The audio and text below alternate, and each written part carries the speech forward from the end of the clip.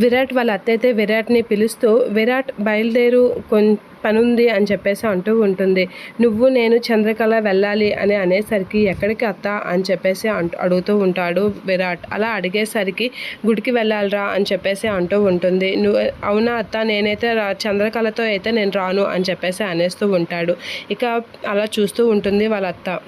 నీతోనైతే గుడికైతే వస్తాను అత్త అని అనేసరికి అలా చూస్తూ ఉంటుంది వాళ్ళ అత్త. కానీ ఆవిడ గారితో కలిసి అయితే నేను ఎక్కడికి రాను, గుడికి కాదు కదా ఎక్కడికి రాను అని చెప్పేసి గట్టిగా అనేస్తూ ఉంటాడు విరాట్. అలా అనేసరికి అంటే ఈ అత్తయ్య కన్నా నీకు పంతమే ఎక్కువ అని చెప్పేసి అంటూ ఉంటుంది. నువ్వు ఏమనుకో అత్త, నేనైతే తమతో అయితే గుడికి రాను అని చెప్పేసి గట్టిగా అనేస్తూ ఉంటాడు. అయితే సరే అని చెప్పేసి వాళ్ళ అత్తయ్య అయితే అనేస్తూ ఉంటుంది. ఇక చంద్రకళ అయితే అలా చూస్తూ ఉంటుంది. ఇక అక్కడే ఉన్న విరాట్ వాళ్ళ అమ్మ కూడా అలా చూస్తూ ఉంటుంది. సరే, నాకన్నా నీకు పంతాలే ఎక్కువ, నీకు పౌరుషమే ఎక్కువ అంటే మరి నేనెందుకు ఇక్కడ ఉండి, నా మాటకి విలువ లేనప్పుడు నేను ఇక్కడ ఉండి వేస్ట్, నేను వెళ్ళిపోతాను అని చెప్పేసి అంటూ ఉంటుంది. అలా అనేసిన విరాట్ ఏం మాట్లాడకుండా అలా చూస్తూ ఉంటాడు.